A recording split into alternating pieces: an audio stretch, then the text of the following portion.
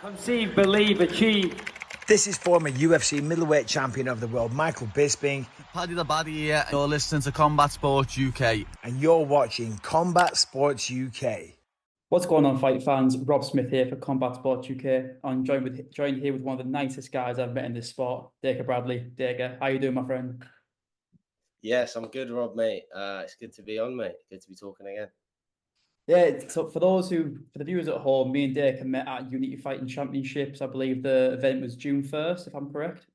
Yeah, so Yeah, and it was, I think I always do a LinkedIn post after every event I do. And I mentioned in my LinkedIn post that meeting you was one of the highlights of my night, because I think I'm obviously very new to doing all this journalism thing. And meeting you was strange because not many people have approached me in the way that you have, with like the sort of confidence and even just like the sort of kindness that you did. So I appreciate that. It means the world to me. I do appreciate that.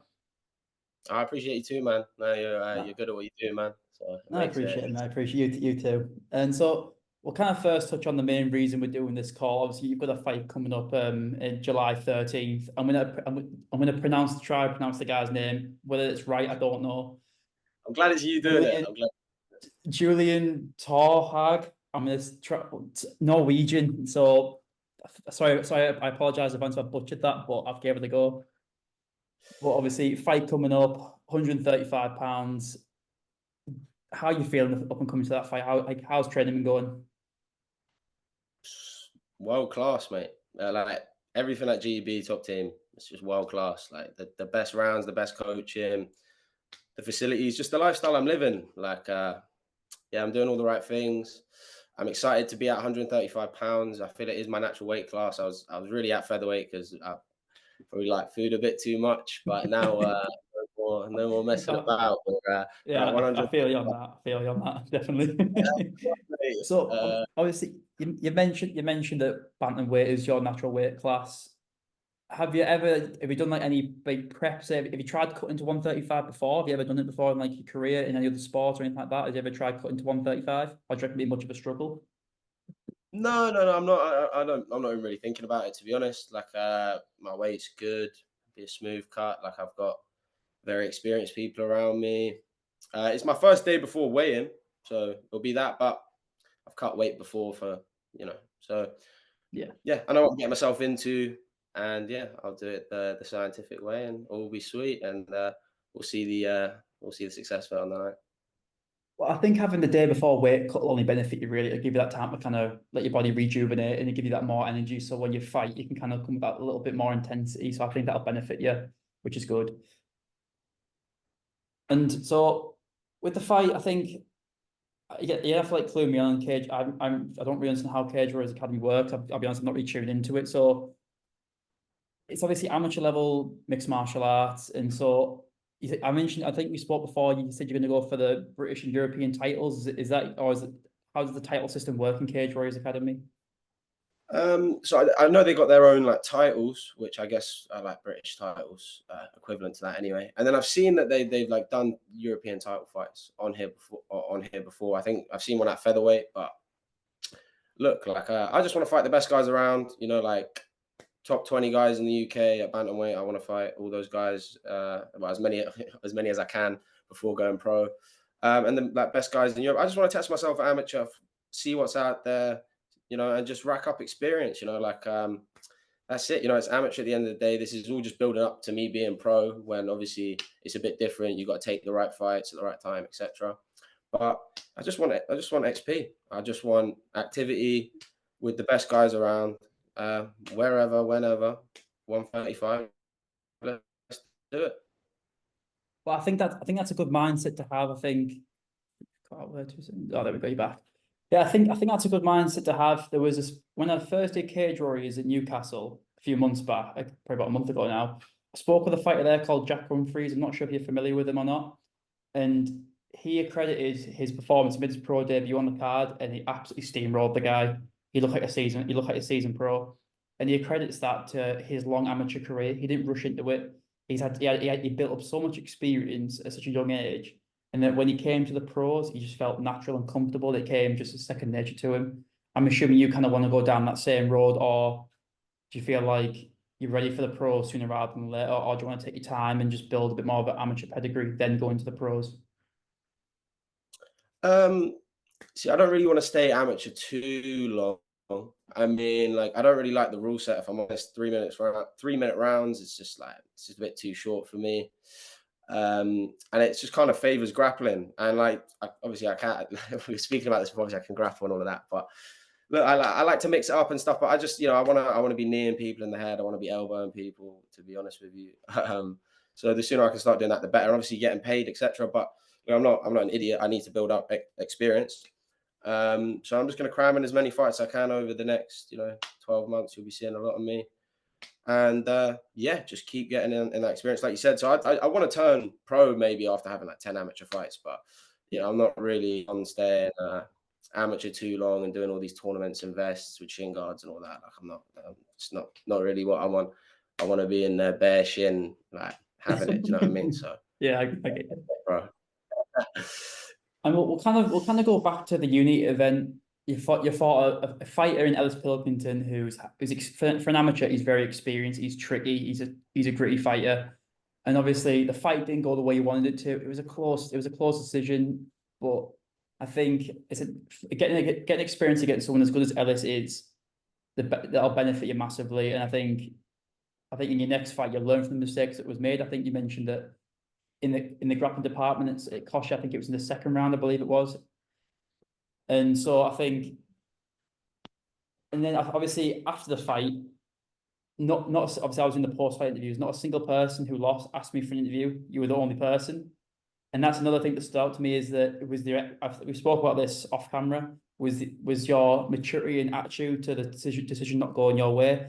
You can understand it for a young fighter when a close decision like that goes against them. They'll be, they'll be throwing their toys at the pram. They'll be fuming. They'll be angry, and they'll react badly. And I'd understand it, but you handle it with such maturity. And I remember you said to me, "Oh, that fight's got to be worth an interview." And I was thinking, "Oh, he's actually asking me for an interview." I was like, "You sure?" And you were like, "Oh, I'd love to." And I was like, "This kid, he's got the mindset for it." I think that mindset is only going to benefit you at such a young age. And what I want to know is, how have you developed that maturity at such a young age?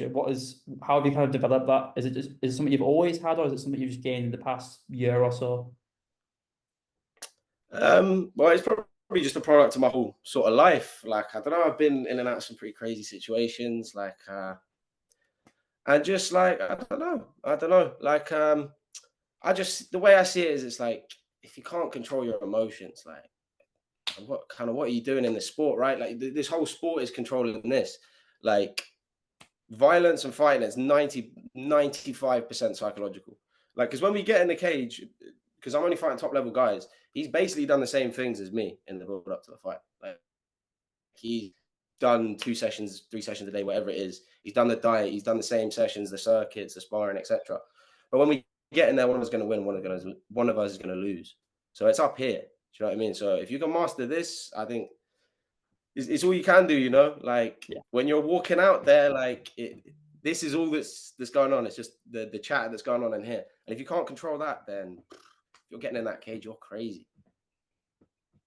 No, I think, like I said, that mindset's that mindset's brilliant to have. And I kind of want to touch on, obviously, really being an amateur still early in the career. I kind of want to touch on what's kind of made you want to get into the sport. Like, what's inspired you to start MMA? Is it something that you knew from such a young age, or is it just kind of something you've kind of grown into as you've gotten older? So like from like a young age, I've really been a lifelong martial artist, really.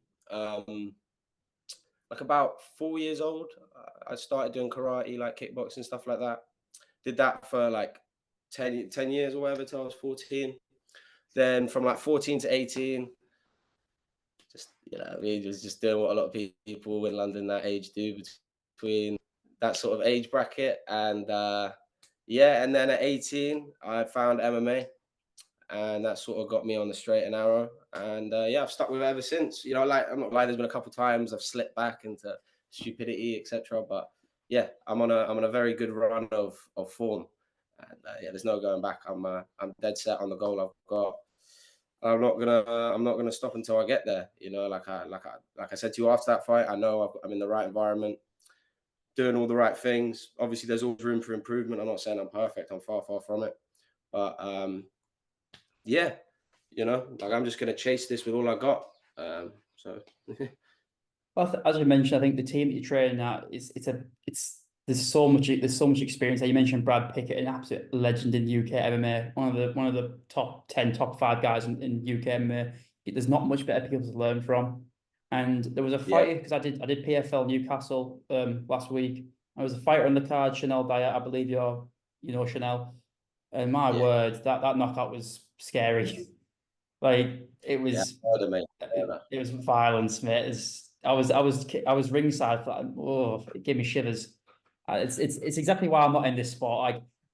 You mentioned about I did karate as a kid. I did kickboxing, but there's a reason I'm backed up with it, mate. There's a reason I'm not here doing this. I'm too scared. I'm happy to just watch and then ask the questions after the fight. I'm happy to do that. I'll sit back and let you do the dirty work. I'll just do the easy bit at the end. Yeah, man. It's it is mad. It is mad. I actually do have that sometimes. Sometimes like if it's fight week, I'll go and watch the lads spar. That's you're cracking. So I'm like, fucking hell, is this what I do? But then obviously when you're in there doing it, you're just doing it. It's just normal. I'm like numb to it. But when I'm on the outside looking in, sometimes I'm like, fuck, this is a bit crazy. But yeah, I live for it, man. It's just I guess it's just in some people's DNA. That's what I believe in anyway. Yeah, I think you've either got it or you haven't. And I mentioned to you before, especially with your mindset and your attitude, you've got that. I say this, and I mentioned this to you in the interview, but I mean it in a positive way. You've got that arrogance that I think you need to go far in the sport.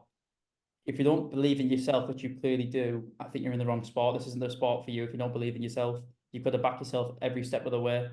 And you look at, and I think also having that sort of, you've got a good personality for the sport. You see fighters who are a little bit on the quieter side. For example, at PFL over the weekend, their bantamweight champion was on the prelims fighting, and yet they had fighters. For example, another young fighter you might know, Lewis McGrillen. He's got a great personality for the sport, and his fighting style backs it up. And he was in the main card over a world champion in PFL, and I think that goes to show how much personality means in the sport. And I think since the rise of like Conor McGregor and people like that, that's kind of he's influenced the game massively in that regard. Is personality can take you so much further now than it used to. And I think you've got that good personality to go far in the sport, and with the fighting style that you've got, it's just a matter of time, mate. I've said that to you before. It's just a matter of time. And I think you mentioned about your goals. So what is the end goal for you? What is the goal for Dacre Bradley? I know like every fighter is going to say the same thing, but to win a world title one day, just like that, one night, one moment, best in the world. Do you know what I mean? Like that's the goal. And once that happens, I have plans for after that. Like, I'm in this for the long run, as I've said.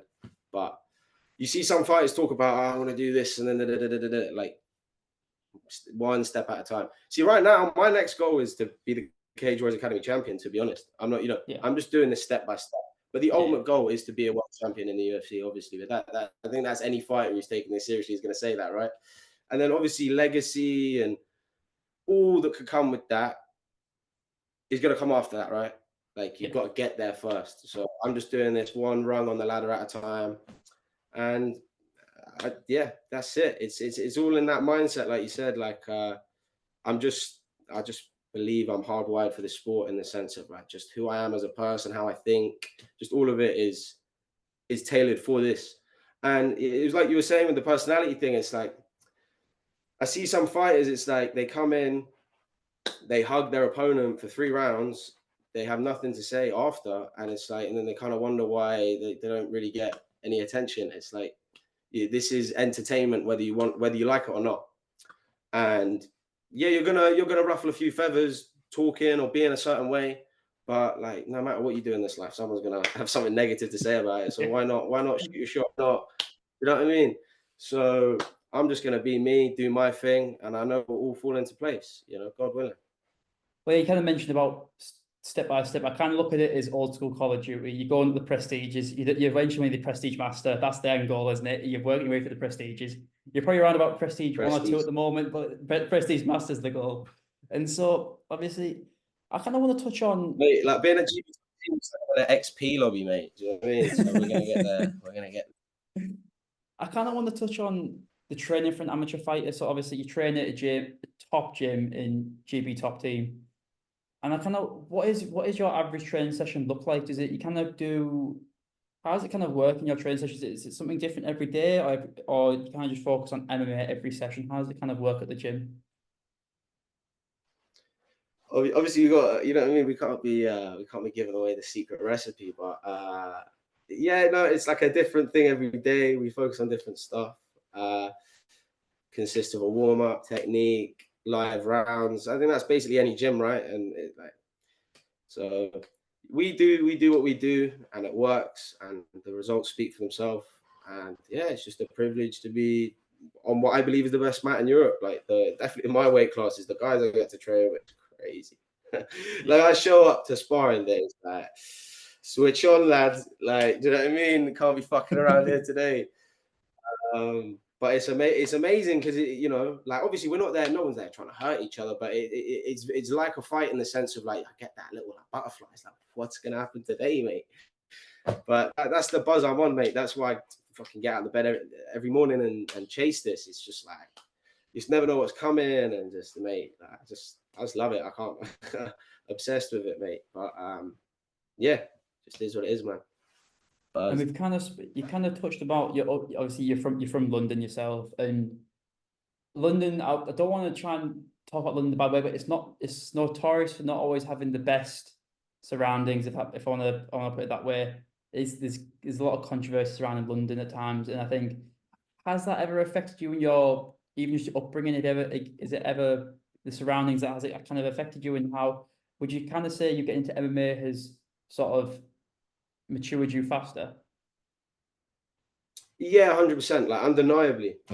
Like yeah, 100%. The sport made me into a man. Like the people I've met, the experiences I've had, fighting all around the world, like traveling around the world, training with like UFC fighters, all these like crazy, mate. Crazy. Like living in different countries, getting to train there. Like, mate, so blessed to have lived the life I've lived. And yeah, like MMA definitely was an avenue away from a lot of the bad influences I was maybe letting get into my life. Like growing up in London, there's a lot of bad influences at every corner, and yeah, if you grow up here, like you're gonna get involved in silly stuff at some point. It's just about like when you're clever enough to fucking sort your life out. So yeah, and MMA was my like vehicle for that, and I'm gonna stay in this car to the end, mate. Perfect. I think that's good to hear. I think there's some people who never learn what their niche is. Some people would kind of just stick in that rut and go down the bad path. So it's good to hear that you've found what you want to do, you found your purpose. And I think it's an inspiring thing, I think, especially for the young fighters. It just shows what this sport can do. Not just even MMA, combat sports in general. They get a bit of a bad rap sometimes because people still think it's just back in the days, bare knuckle cage fighting, no rules. But it's not what it is anymore. The sport's transcended so much so quickly. And I think it has so many benefits. It's not just self-defense, but it teaches you discipline, it teaches you mindset, it teaches you so many good things. I've trained in the past. I did a little bit of MMA. I mainly did kickboxing because I didn't like grappling. I'll be honest, I was no good at grappling. I used to get battered in the grappling. I'll be honest. I just stuck to K1. I just did kickboxing, and I want to get back into it. I'm just being lazy at the moment. I'll be honest. I'm focusing on the journalism stuff. So I hope in the future I can get back into it. And I'm hoping that one day, if I'm ever in London, I want you to take me through your training session, and I want you trying to just show me what you do. And I think that'd be interesting to see. I want to try and get what it's like to train with someone who's a high level mixed martial artist, because that's something I've not really experienced. So I think that would be good, something we can do in the future. Fingers crossed. 100%, mate. 100%, yeah. Yeah. Come on down, mate. You're always welcome. Oh, I'll have to make the trip. It's about a 5 hour drive. Be worth it. Be fine. Yeah, And so, that's it, man. That's it. you kind of said that the goal to be world champion. I think I've noticed in the past sort of, I would say year, maybe a bit less, that the sport's kind of changing in the way that not all the top fighters sit the end goals UFC. Like, for example, Paul Hughes is a really good up-and-coming fighter who's just signed with PFL and Bellator over I UFC. train with Oh wow, have you? And yeah, I'm assuming you learned so much. yeah. And I think it's interesting to see that not necessarily the UFC is always the end goal anymore, because at the end of the day, a big part of the reason, whether some people like to admit it or not, is the money. And PFL and Bellator are for some people, that $1 million payday winning the world title, that's huge, because you might not get that in the UFC for a 10-year career.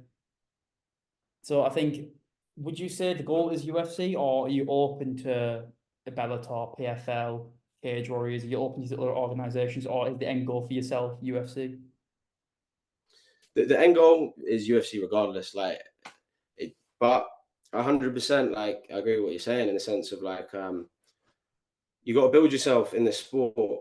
Like, you got to do it correct. Like, if you do this the wrong way, it's not a very clever career choice. So, like, yeah, when you look at like Cage Warriors, of course, that that's very good competition level, etc. And winning a Cage Warriors world title is a very well proven route to get to the UFC.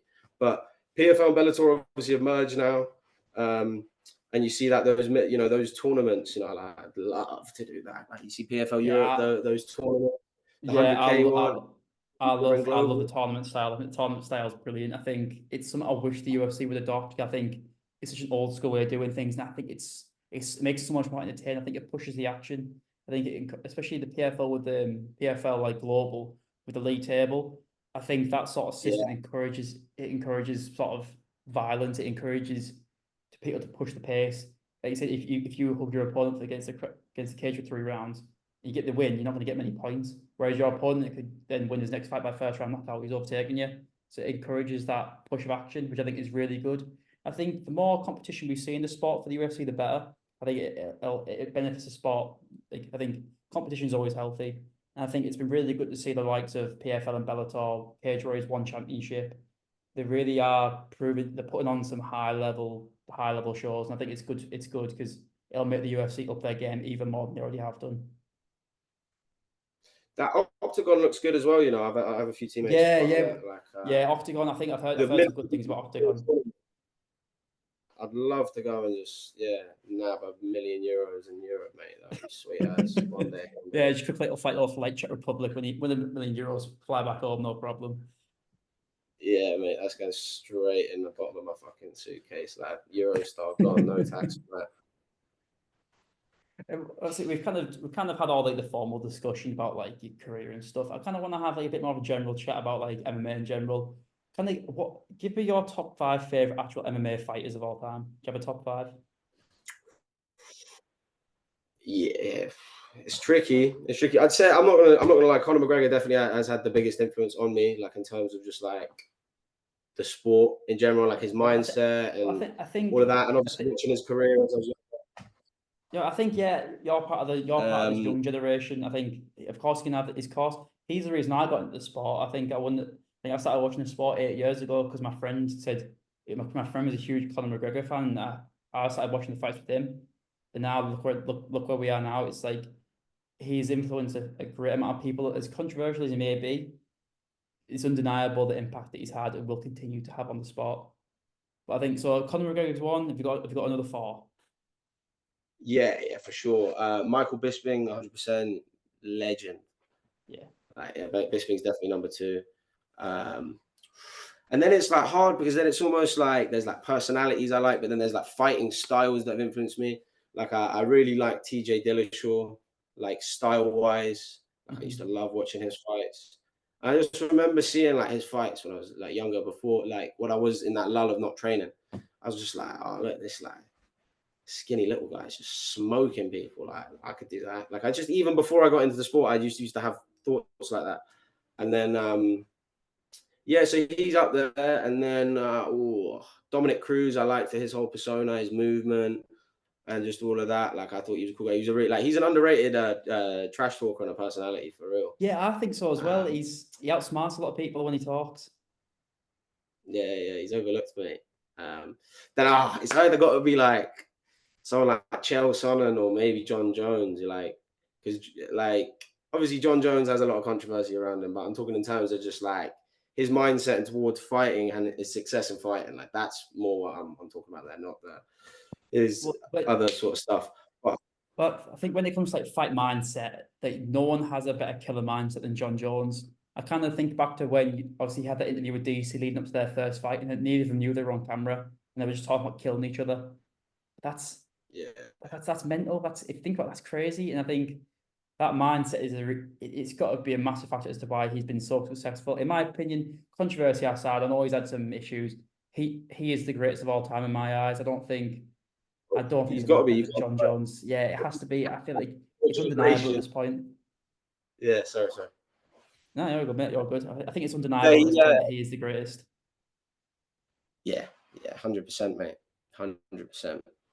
Like so then John Jones, Cheltenham, just for the whole personality as well, like just like he was the first one to really learn how to sell a fight, like and then I know this is breaking the 5 rule, but I do really like Tom Aspinall. List them off, mate. List them off.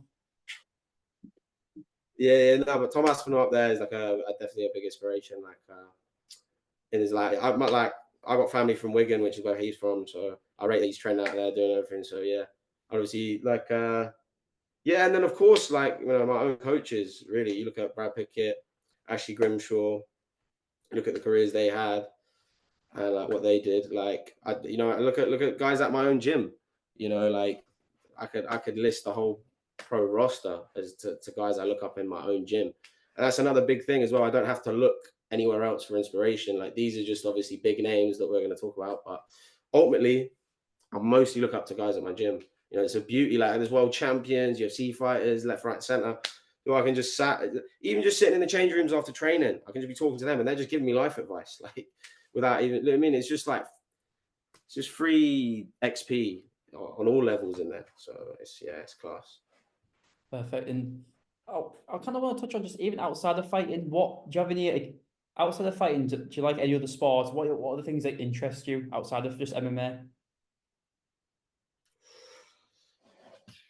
That's an interesting question, to be honest. Like, like I do mostly watch MMA. Like that is what I'm like obsessed with, to be honest. And like my whole life is sort of built around. So like like most of the people I spend my time with, the fighters, etc. But of course, I have a life outside of it. I believe it or not, I have a history degree, so like I'm into that. I use that. Okay. I do apply that. I like so I apply that to fighting. Like I'm very deep into like it is in your blood. Like you know what I mean. There's a reason why there's the like if you look at the percentages of champions, world champions, like there's a reason why it's all from particular countries. It's always from the same.